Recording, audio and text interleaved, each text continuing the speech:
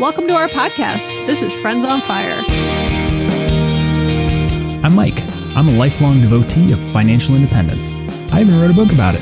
And I'm Maggie, a newer convert, but just as passionate, especially on the intersection of minimalism and financial independence. We're one and the same. We are two like-minded friends who believe that talking about money with your friends and family opens the door to financial well-being. The Friends on Fire podcast is about dispelling myths, building financial acumen, and sharing your financial independence journey with the people you care about. This is Friends on Fire. Hey, Mike. Hey, Maggie. Hey, Nadia and Nicole. Hey, Maggie. Hi, Maggie. And Mike. I'm also a host on the show. Don't forget about me. Oh, hi, Mike. Thank you. We usually forget about him. We are super excited to talk to Nadia and Nicole today. They are also known as the Wealth Twins. And I'll share a little bit about them as an intro, but you will learn more about them throughout this discussion. So Nadia and Nicole both went to Columbia University, and they spent many decades working in the investment banking and financial services space. They retired in their early 30s, which we'll hear more about. They are now entrepreneurs, investors, and they are incredibly passionate about teaching others about how to reach financial independence. Welcome, by the way, Nadia and Nicole. I feel like sometimes I need to say Nicole and Nadia and not always say Nadia. I would love it if you do. For some reason, I'm actually the older one. Okay, but no one ever uses Nicole first. How about just Nicole and sister? We'll just say Nicole and the other one. That works. Or I'll come up with a combined name for the two of you. Twin-nados I found online yesterday. I like that. Twin-nados. Twin-nados? Yes. Like tornadoes? Yeah, twin-nados. I was looking at nicknames for twins. I'm like, twin-nados. I like it. That'll be our follow-up assignment. But yeah, we're so excited to have you here. And I'm going to start with a question that we ask everyone that we have come on the show in terms of for interviews. But I know you guys, I think, have a particularly unique story here. And so I'm excited to learn more about this and just kind of hear where you guys came from and how you got here. But the question we ask everybody is we'd like to hear, how you grew up and particularly how you were raised financially and how you think that impacted your current views on money, right? Like, what did you learn? What did you not learn? And how did that make you who you are today? Oh, well, Nicole and I are, 2 out of 6 children. And our mother raised us in South Jamaica, Queens, which is probably one of the toughest parts of Queens. Especially in the 80s in New York City. And we grew up in a New York housing development. So when it came to money, a lot of the times my family was living check to check. And my mother never had a bank account, but she had cash on hand, but it was more like old school. She would keep it in a shoebox. If we needed to grab something, we knew where it was. But as far as money management, we really never had any kind of guidance on it. It was just my mother made everything work, but it was never much left over, So we learned very early on, we never asked for much from our mother because we saw her working so many hours, so many days a week, and she was doing as best she could for us. And we never wanted for anything. Well, I also think the way we grew up and thinking about it now, the only time money came up in a discussion was when money was an issue.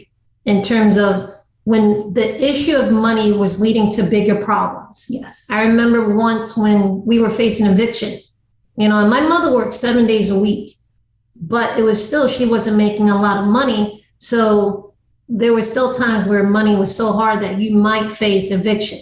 And those were the only times I heard us as children getting involved in money discussions. Yep. So we learned very early on, whatever money we did have come to us, we saved. So like my mother would give us $3 a day to go to school. We would save $1 and put it away.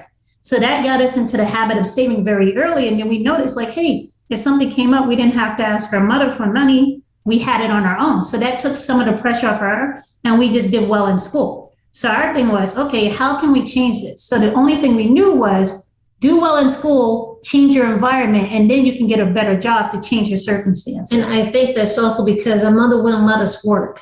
We wanted to work from the age of 14. And she stressed that she wanted us to go to school rather than help pay for the bills. And yeah. So the only way we understood was the way to help out was to go to school, to then eventually make money. We didn't have the opportunity to go and work to help out. No. And our goal was to get scholarships and grants. That's I wonder if you knew it at the time, but that's an amazing gift your mother gave you to say, focus on school. Don't feel the stress of having to, get a job at such a young age. And it was a gift, but it was also, and when you're a teenager, it was like a curse. Like New York is very fashion focused, and the hottest sneakers, the best People are clothes, driving cars. and you want to be a part of it. You're already standing out as twins, but you're twins that can't wear the things that everyone else is wearing. You're like, oh, if I had my own job, I can get these this is when Air Jordans were coming out. This is when acid wash jeans were big. Not that I'm dating ourselves. We're only 20 times 2 and some change. I think we're all about the same age. I think so. Yeah. But the thing was, I think that helped us growing up also, because we didn't care about materialistic things. We had to drop that. We only focused on like, these are the things that are important. That stuff is nice to have, but it's not important to us. And that carried on to our adulthood, so that like, we don't want things like that. So that was the gift that she gave us inadvertently too. Yeah, that helped us be frugal, because we don't spend money on things that we believe are materialistic. It's something that we actually talk about a lot, is just that recognition that material things are not going to bring you happiness. Exactly. It's such a huge enabler to being able to reach financial freedom faster and just being happy, right? Recognizing what actually creates happiness and what doesn't. No. And not diverting your money in places that aren't going to actually bring you any happiness. I think it is interesting too that you both early on said we didn't want for anything, and then you came back to it a second ago, because I was going to clarify if you meant, when you said that, did you mean you didn't want for anything in terms of your mom took care of all your basic needs, right? Like you weren't hungry. Nope. But it sounds like you also were saying you also didn't want, like you didn't have these. You didn't constantly feel like you didn't have enough. Exactly. Right? When you were seeing everybody with the Air Jordans and with, acid wash jeans. And yeah, my mother was very old school. Like my mother had us when she was 40.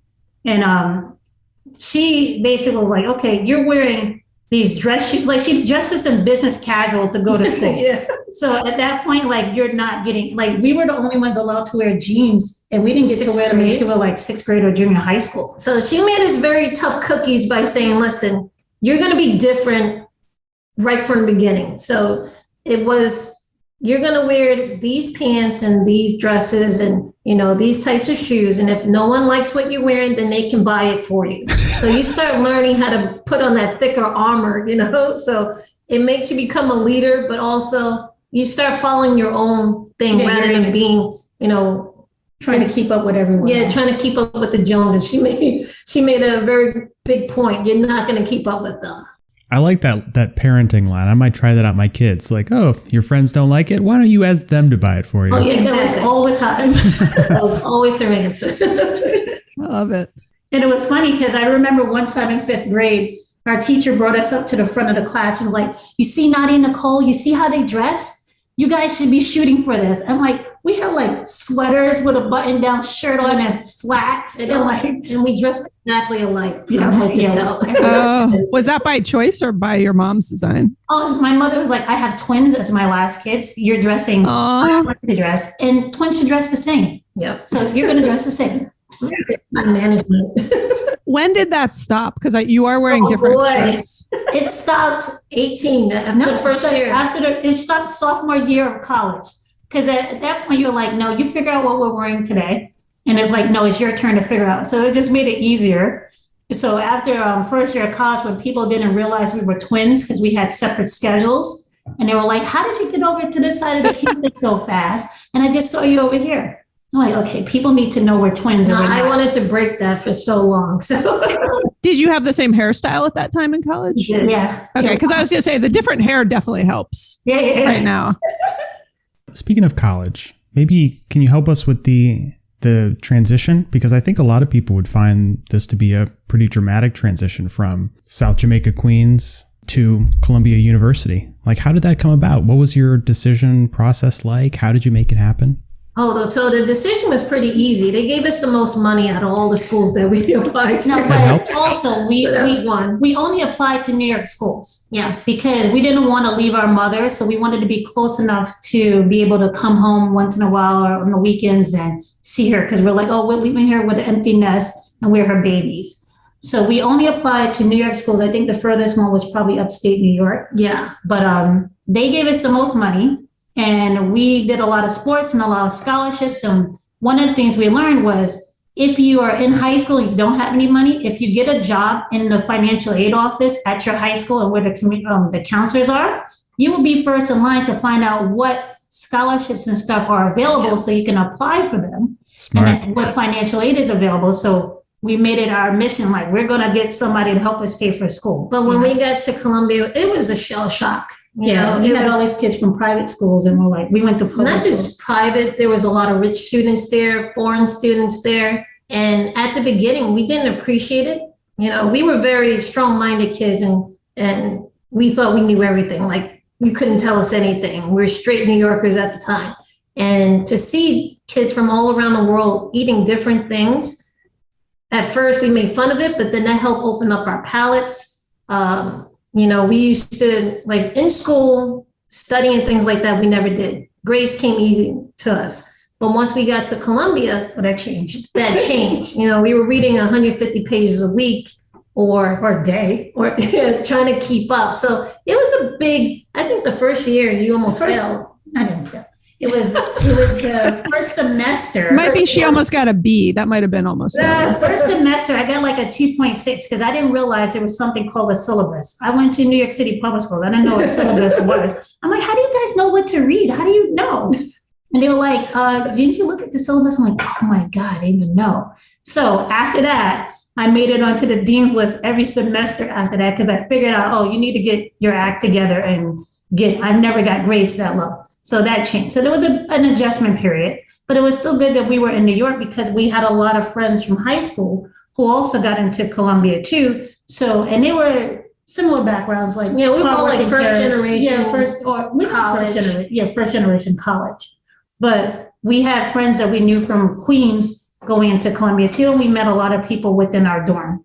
So then take us back, take us past college of, you're graduating from Columbia. How do you decide what career field you're going to go into, that you both end up going into it? Well, you just kind of bring us along on your first job and how you ended up there. That was it. No, yeah. Well, it was also out of necessity too. Yeah. So during our last year of college, our mother passed away. Yeah, the summer before. Yeah. I'm so sorry. That's what happened. That was the necessity. So it was our last year of college. She passed away suddenly. And then you realize, wow, you're 20 years old. We need to make some money. We had always had work study jobs. But then at that point with your last year, you're talking about finding a job, finding an apartment, and trying to graduate at the same time. So we interviewed, but what had hurt us was that we didn't do internships before. So we were able to get a good amount of interviews. But I didn't, because I went to Tokyo the semester of my junior year for a semester. So that kind of stopped me with the job pursuit when I got back into the senior year, when all the companies are coming to interview on campus. So it just so happened that we both got interviewed by Goldman, and we both accepted the job because we needed a job when we graduated, because we had to put a roof over our heads after we got out of school. And it's funny is that the one thing that has traveled with me, and I'm not sure with Nadia throughout my life, is I know a little bit of information, but I don't know as much as I should know to make certain decisions. So we were at Columbia, but there was a whole nother side of Columbia that we didn't see. The internships, the special groups that were going to help you, get better jobs. When we picked a job, I had a choice of two jobs. I got accepted to be an oil trader or also go to Goldman. And I chose Goldman because the oil trading job was one in Connecticut, and I couldn't understand why they were in Connecticut. And I just learned how to drive. But had I known the difference between the position I took at Goldman, my first position, versus the oil trader, I would have went with the oil trading. Yep. So I didn't have that network as big as I should have, or I didn't know how important networking and just trying to get as much Having information. someone to show you the ropes or show you the path, that hindered us a lot. And that's something I'm working on now. And that's the reason why we did Wealth Twins, to stop that hindrance for other Because people. I think that's a problem with a lot of kids who are growing up in poverty, but then come into these new environments. They don't have that support system or know which roads That to navigate navigation system, yeah. to get to where they need to go. It's so interesting that you just made that connection between those, between that and the Wealth Twins, because when you were talking about even the syllabus and like not understanding how a syllabus works, and I was thinking, well, yeah, if nobody tells you that stuff, right? If you, I think of these like private schools that are called, quote, like college preparatory schools, like they literally like teach kids that, but I also went to a public school and I'm not sure that we like walked through that kind of stuff. Right. And so I think it's just been an interesting theme of you finding yourselves in these situations where nobody taught you what to do. And so you're just kind of figuring it out, which to your point, puts you at a hindrance and kind of puts you behind the curve of other people.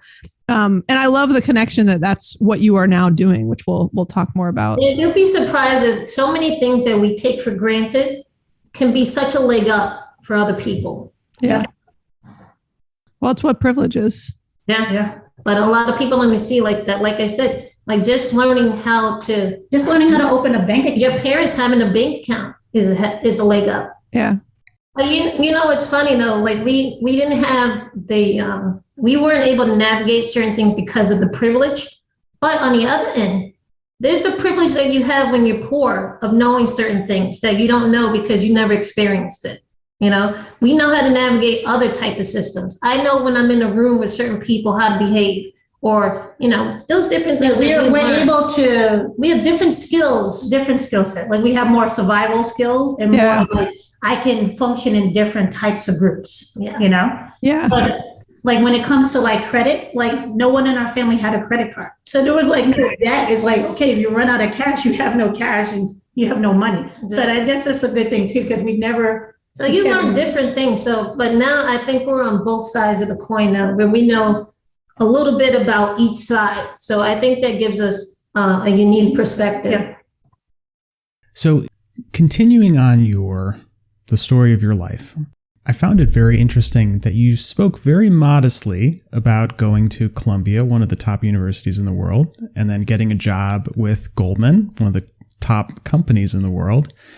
So I think most people would look at that background and say, wow, these women are incredibly successful and they have everything that I think I want. Have it all. They have it all. So, but you're not doing that anymore. What inspired you to make the life change to go leave all that behind? I would say there's two things that mainly pop up. One or three things, right? One would be our mother passing away early, and you realize, look, time is limited, you know.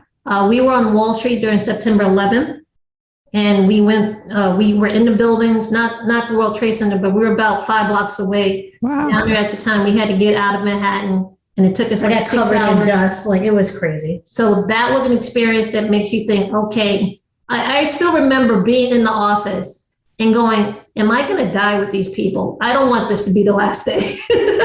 But it's also like coming in when it's like towards the end of the .com bubble, and then going into September 11th and things, then you're going through another recession at 2007. Like we saw how things are going so well in an investment bank, and like money's flowing, you're going to dinners, you're going to parties, like fresh fruit every day for everyone. But then you see how quickly it stops, and you see people get laid off. No, with 30 years on the job. 30 years. And they're like, you see a security guard walk up to the office, walk you, get a box quick, and you're going to walk out. And we're seeing this, and we're like, oh my God, but we're like, what, 22, 24, whatever at the time. And we're like, that's not going to be me at that age. Not just that, some people came back in the next day because they couldn't believe it. They couldn't. Not a Goldman. That was like small. No. Someone came back because they couldn't believe that this had happened to them. They had worked at this company for 30 years. And that to me was, they can't tell their family this is what happened, or they have bills they have to pay. They have to keep up some type of, you know, appearance, you know. And that's one of the things that I said, that won't be me. I will not have a job dictate what is going to happen in my life, because if they want to lay you off at the drop of a dime, I'm not going to sit there and be like, have my life dictated by that. But at the same time, excuse me, one of my coworkers, the one that they had put me with when I first started working, She was in her mid 50s at the time, and she took me aside. She said, Nicole, whenever you make $1, try to save at least 10 cents. And when September 11th happened and the layoffs happened after that, she was asking to be laid off. While other people were being scared to be laid off, she was like, lay me off. Give me the package. Let's go. And I said, wait a minute, there's something's different over here. You know, no one knows what's up, your girl. So. That's how Mike and I are. And we constantly, we've never had any experience as significant as September 11th and being in the heart of that and you know, not watching it, you know, from thousands of miles away in Atlanta, but just the same feelings of we work in corporate America. We see people laid off where it's devastating to them. And they're telling, they see, you know, during COVID, they're telling leaders, hey, I really need this job to pay my mortgage and have my kids in private school. And Mike and I are on the other side, like that woman you were talking about, where we're saying like, hey, if you don't need me, you want to give me something, I'm fine. Right. Because we have, you know, led our lives that way and saved, you know, more than that 10 cents a dollar that I think now you probably realize that woman should have said more than 10 cents a dollar. Yeah, well, but we upped it from 10 cents to, we upped it from 10% to 75% at one point. So on that note, I'm curious, you made a comment at some point where you said you came to the realization that you were making all this money, but you still had a very moderate amount of savings. What got you to that realization? Like that, what that woman said or some other situation? No, it was past that. It was, I guess one day I had sat down. I was like, you know what? It was when the real estate market was going crazy in New York. I'm like, my friends are buying houses. I should be able to buy a house. And I go to look at, to go buy a house.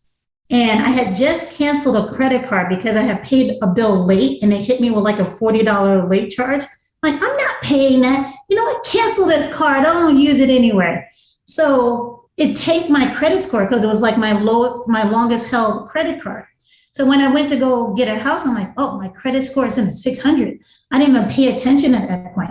And then I sat down and looked at my finances over a weekend. I'm like, I'm not saving enough and I'm making this much and my bills are this expensive.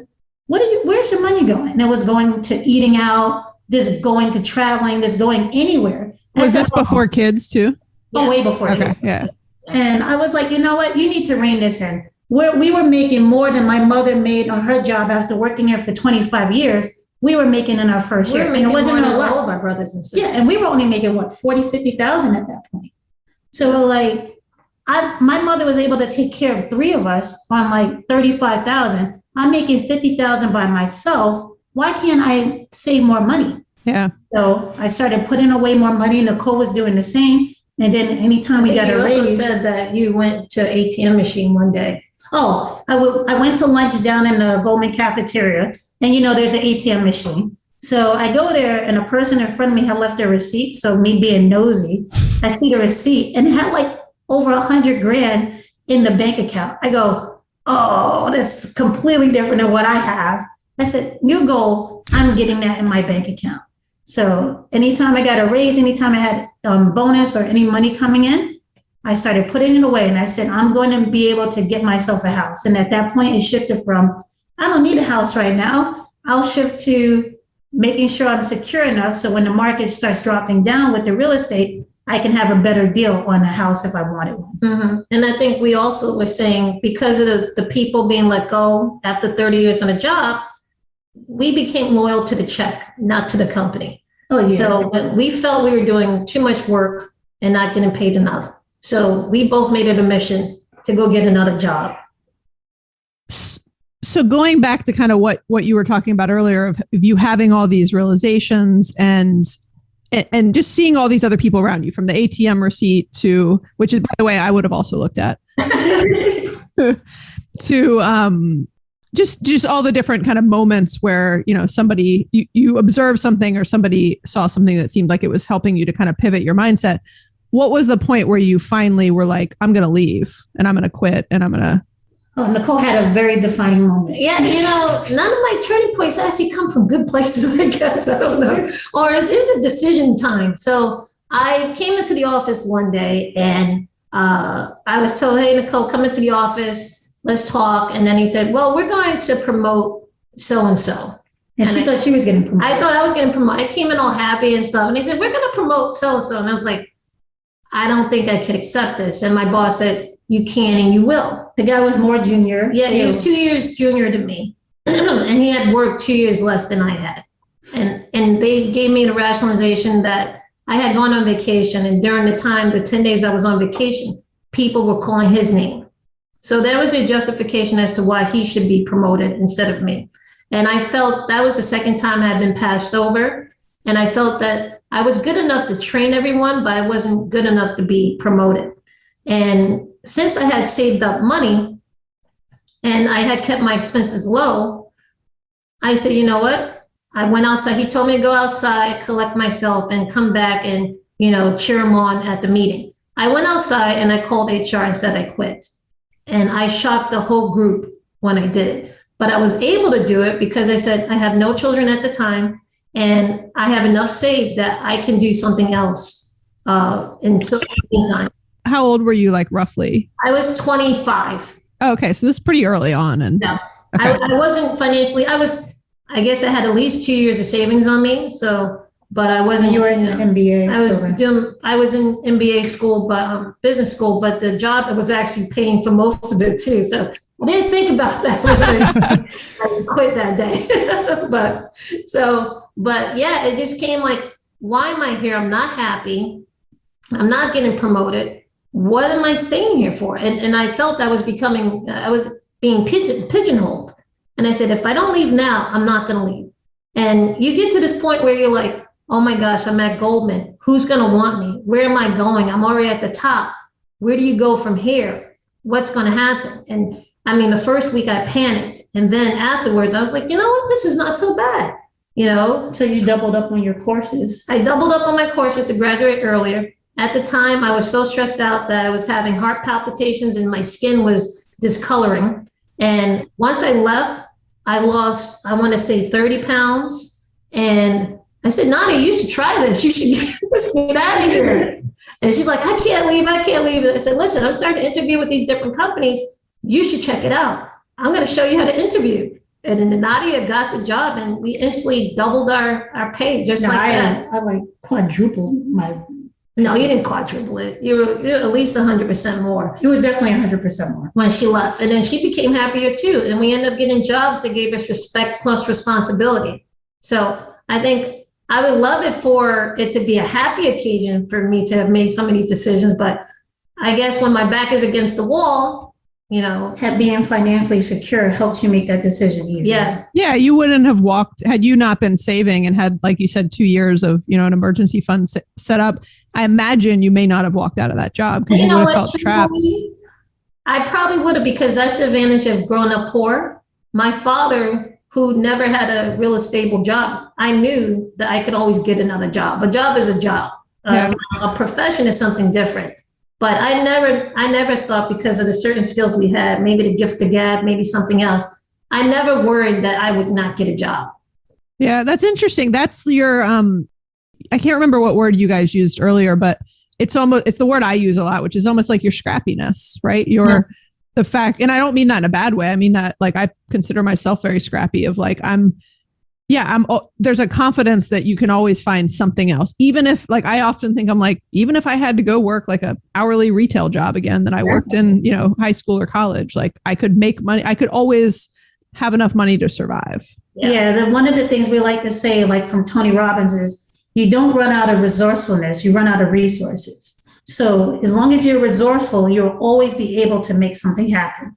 And that's what we always look at. And I think the job underestimated that with me. And I think that they said, no, she can't leave. They didn't know we're paying for her MBA right now. She's not going to. Yeah, they didn't understand that I always still had a choice, even without money, which was naive of me to think, okay, I can just leave whenever. But the money did help. But I think a lot of employers tend to underestimate when you have an employee against the wall, what they can do. Well, that desk was used to doing that too, because you had people there that got passed over several times. But they stayed. Yeah. At Goldman, you mean? Yeah, but it could be because, like I said, because of the background, I was just like, I'm out. Yeah. I think we all hope to have an exit story like yours. I think everybody at one time or another has fantasized about, like, you know what? I'm just going to leave. Take that. Yeah.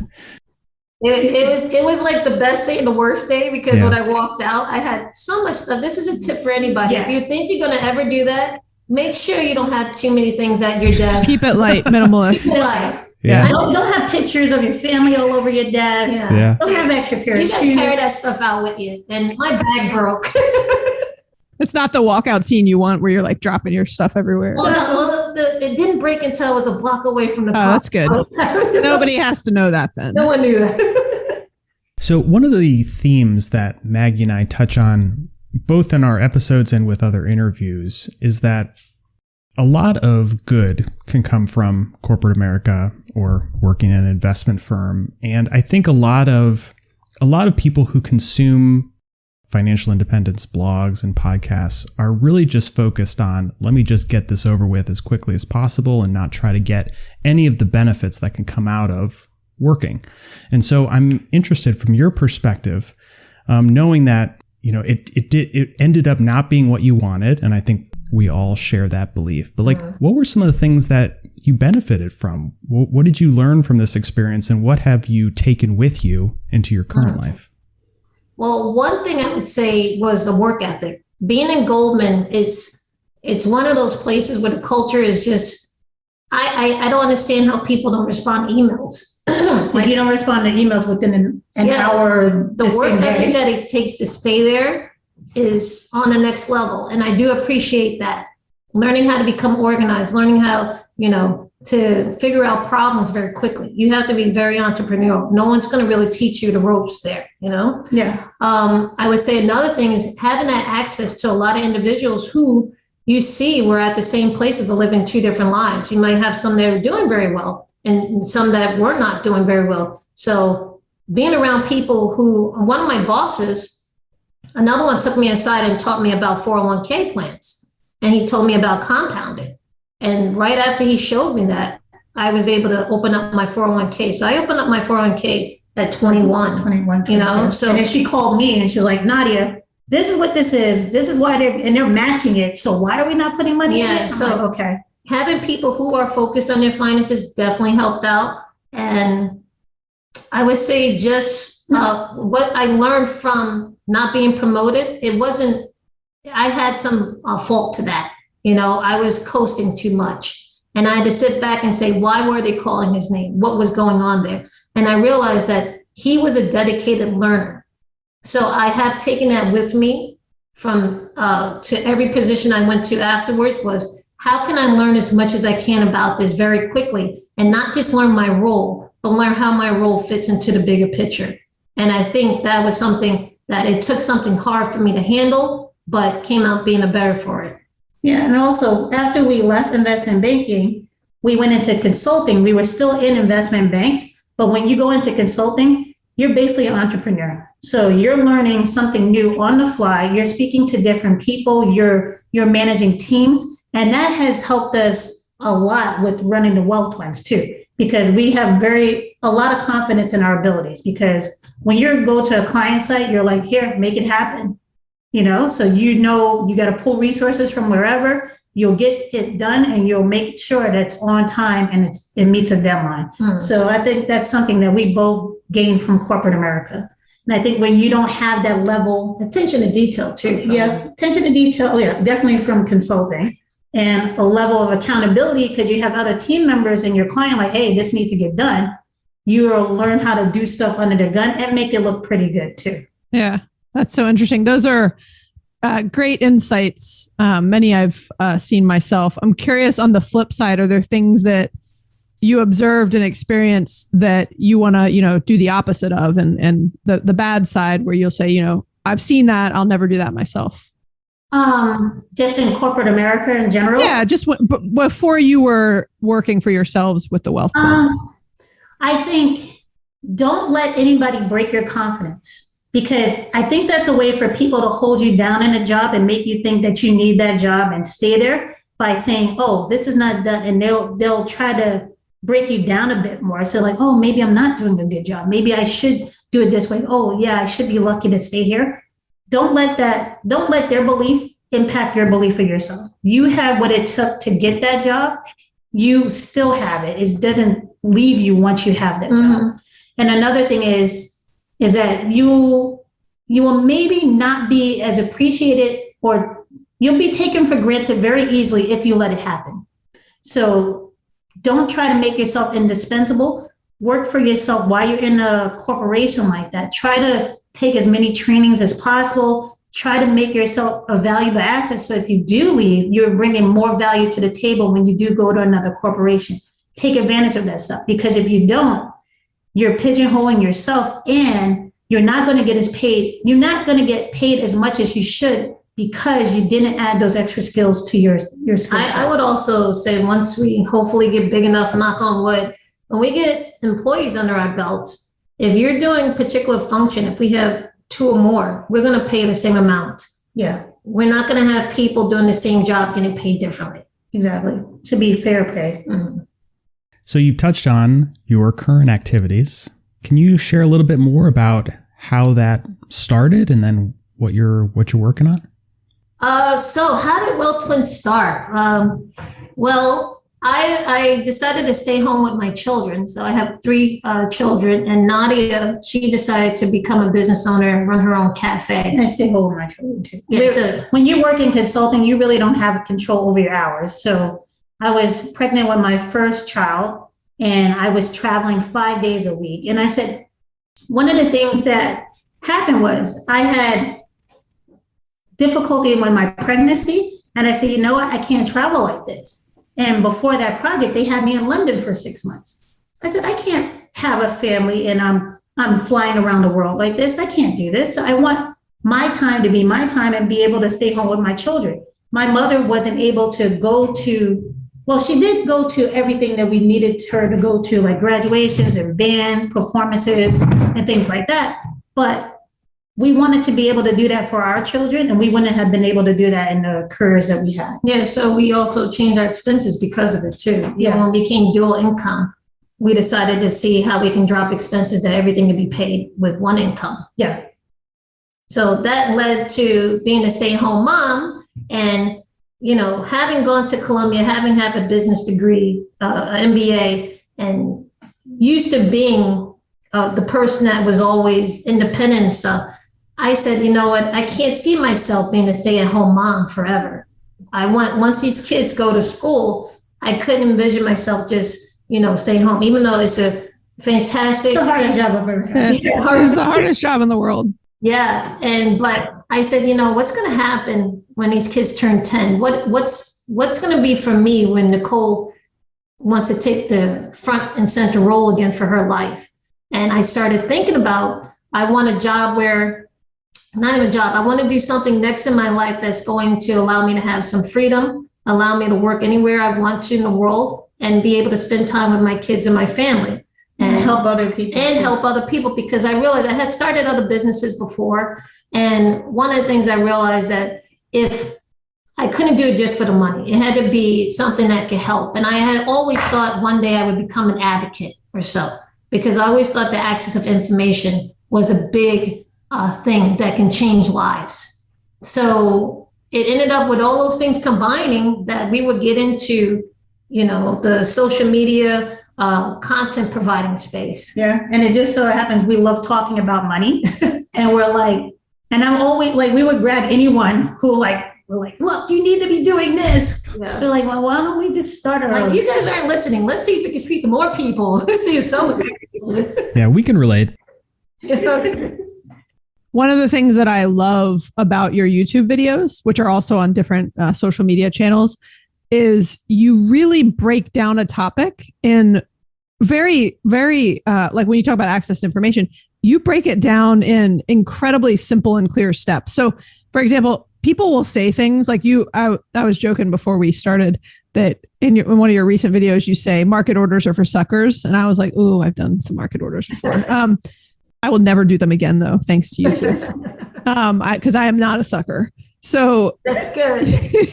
I used to be like 5 minutes ago, but now I'm not. So, But you literally like you say that and then you like go into Fidelity and you show like, here's what it looks like when you choose a market order versus a limit order. And here's what you type in. And I love that because there's so many people that just, they talk so high level about some of these things. And if you don't know how to do the basics, you've gone right over my head. Right. And so that was just a compliment of, that's one of the things I love about your videos. Yeah. B, I would love for you to just give us a little bit of an overview of like, what is the Wealth Twins, right? What is the business? What do you focus on? And just kind of tell people about that. Well, our thing with the Wealth Twins is that we want to teach people that you can be financially free or financially independent. And it doesn't matter how much money you make, it's how much money you keep and what you do with that. So what we try to do is take like investing, for instance, right? We have our backgrounds in investing. But we say to people, look, investing is a field where people get paid to make it more complicated than it actually has to be. But it's something that you can use to help. You need to use to speed up your way to financial freedom and financial independence. And it's not as difficult to get in.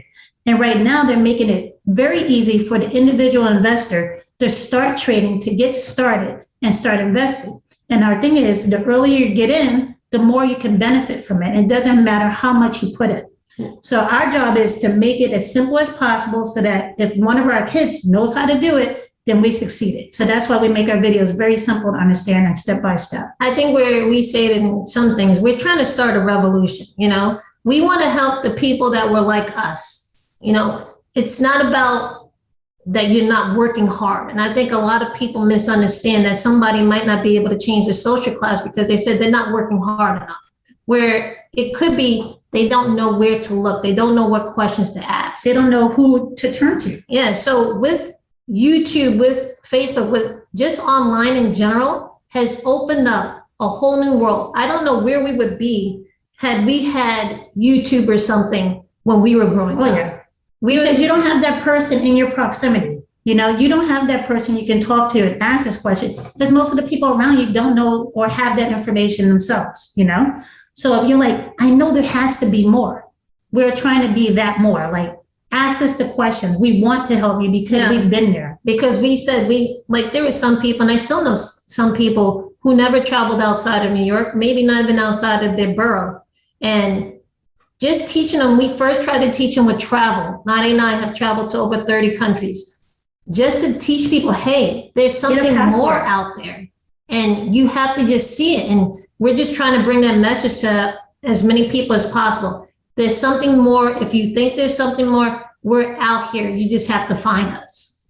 Yeah, I love that you said it early on of we want to start a revolution, right? I love what you're doing and I love everything you stand for. And you've got an amazing story and just very refreshing attitude and perspective and just, humility for the journey you've been on and what you've been able to take from it and where you've been able to go with it. We just try to, if we can do it, anybody can do it. We just don't want people to say, oh, I can't do it because of this. And it's like, we had a lot of obstacles growing up and we're both millionaires at this point. And it wasn't something that we spent a lot of time trying to do. It happened relatively quickly, basically after we started focusing. And nothing was given to us. And we're trying to tell people, if you want to earn it, you can earn it. You just need the tools. And we're just trying to give out the tools. Yeah. That's it. And it's also to show kids like us growing up that you don't have to be an athlete or a rapper or anything like that. There's other opportunities for you to pursue. We just got to show you that they exist. There's different role models to find. Exactly. Watching your YouTube videos and hearing you two talk right now, I can tell that you two have a very close relationship. You act very similarly, and you have like a funny banter in your videos and in this interview right now. And one of the things I'm always really fascinated about, because my wife has a twin brother, and I'm continually surprised how they are nothing alike. They don't act alike. They don't look alike. They don't like the same foods. They're just like, I don't even think that they're related. But you two are like very close. And so I'm curious, like, what is your kind of twin relationship like? Do you finish each other's sentences? Do you fight a lot? Or is there anything kind of like special about you two that people might not know? Yes and yes to the first two questions. We fight a lot, probably every day. We We will never get above 10 years old when it comes to yeah, each she's other. the only one that can make me turn into a 5-year-old. Oh, I love it. But yeah, the problem is we're too similar. I wish she could like decorate or something because neither one of us are creative when it comes to designing or color choices, and it's just so hard for us.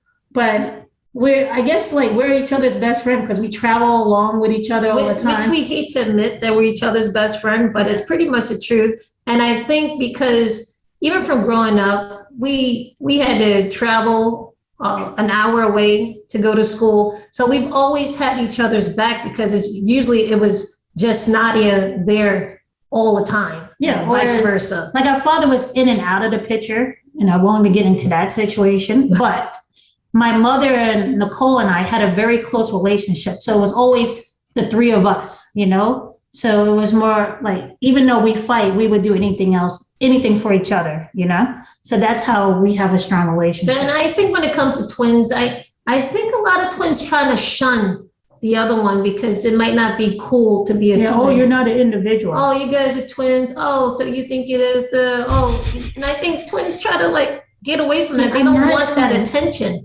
But, we were born twins, and it's nothing for us to be ashamed about. We're local celebrities. That's what my friend told me for a time. Yeah, so Nadia and I, we've always played the same sports. It was always easier. Competition, because we like doing the same thing. So it was we pushed we always had a friend right there. If I wanted to play ping pong, she was there to play ping pong. If I wanted to go travel, I just had to ask Nadia, do you want to go here? I don't have to, think Nadia's not going to like this. I know exactly. Let's go to this restaurant. We're both going to like it. So we are definitely very close. Yeah. I love it. Do you guys familiar with the movie Uncle Buck? I haven't seen it. I know exactly. Is that Dan Aykroyd and no, it's I can't even think, John Candy or something. It has Macaulay Culkin in it. It was really popular when I was a kid. It was my favorite movie. It had boy and girl twins in it, and I was I wasn't even sure if I wanted kids, but I was like, I want twins. I want a boy and girl. I always thought it'd be really efficient and then an amazing relationship. We have some friends who are twins who don't speak to each other for months. We speak to each other probably 15, it drives our husbands crazy, but 15, 20 times a day we're calling each other, and we'll hang up. I'm not talking to you anymore, and then 5 minutes later, oh, okay. Did you see that? I love it. It's an amazing. I could just tell, even like Mike was saying, in the banter and kind of how you guys relate. I love it. Are your portfolios twins? I would say in turn. So I guess we get our income and things like that from 4 different sources. Nadia, she's done better on real estate than I have, and I think I've done better on investing than she has. Because Nadia doesn't have an MBA, so I don't have. No, that's an excuse.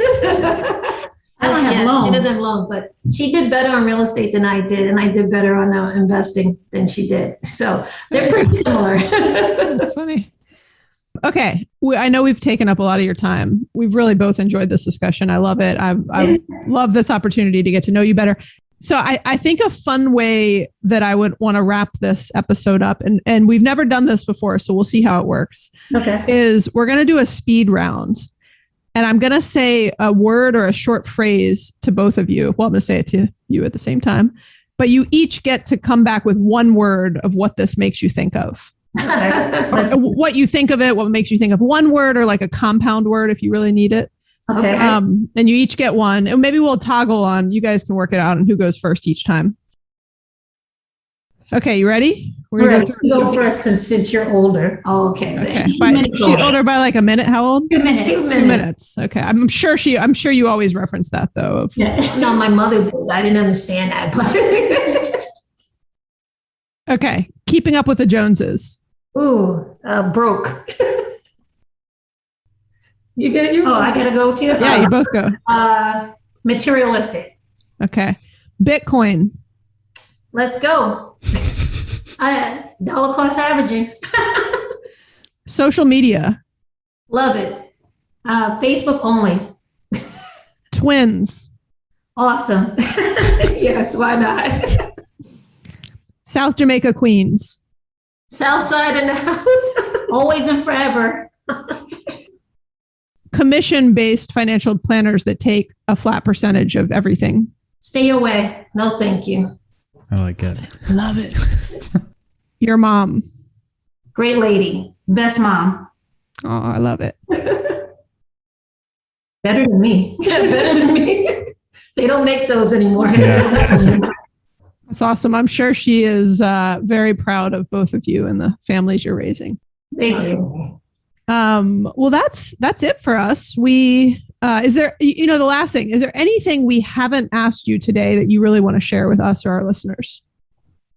I mean, I think because this is called Friends on Fire, I really do think that the fire journey does not have to be something you do alone. And one thing that helped Nadia and I both is because we shared that friendship. We're not just twins. Like we said, we're best friends. And anytime she had information, she shared it. And same thing, I had information, I shared it, and we both executed. And we kept after the other one. Did you execute on the information that I gave you? So I think definitely do this with a friend and keep your friend accountable. It will help you both get there. I think also when it comes to fire, people get so caught up in the retire early. Yeah, you can retire early. It's more about having the money to give yourself choices. And that's one of the things we want people to know. Like, you don't have to have a lot of money, but as long as you have something that your expenses are low and you have enough money to keep you floating so you don't need to depend on a job, you have more choices of what to do with your life. And that gives you more hope. It gives you more confidence, and it gives you a way to help bring others around you that can do the same. So don't get caught up in the RE part of fire. Get more caught up in the financial independence, because I know people who made a lot more money than us who are in a lot more debt and are no closer to being financially independent than someone who makes like 15, 20,000 a year. Yeah. That was a very elegant description of everything we believe in. Our purpose as well. I feel like you're coming for our jobs now. I can't podcast until I don't want that editing. But those were great answers, and we couldn't agree more. And one of the things that Maggie and I both really love about being part of this community is that we get to meet like-minded people and, compare and contrast our stories, but share this passion about saving money, investing money, growing our wealth, finding freedom. So it was really awesome to speak to both of you today, and thank you so much for coming on our show. Thank you so much. We had a great time. Yeah. Well, I will say I'm also your biggest fan now from getting to know you more through this. And you at one point, Nadia, said you're local celebrities, I think. Now we're going to bring that celebrityism to Atlanta also. So you're up and down the East Coast. Very good. Nice. We have so enjoyed this discussion and really appreciate your time. And thank you so much for coming on and just sharing your very raw and vulnerable and very inspiring story with all of us. Thank you guys for having us, and we hope that we're your new friends on fire too. Exactly. Definitely. You're officially anointed friends on fire. Welcome. Yes. Oh yeah. Thanks, Nadia. Thanks, Nicole. Thank you, Mike. Thank you, Mike. Thanks, Nadia. Thanks, Nicole. Bye. Bye. Bye, Mike. Bye-bye. Thanks, everybody, for listening. If you've been challenged or inspired by what you've heard today, please rate and review the show. You can also subscribe to make sure you never miss an episode. If you have thoughts or questions, we would love to hear from you, and you can leave us a voicemail or text us at 404-981-3370, or you can hit us up on Instagram or Facebook.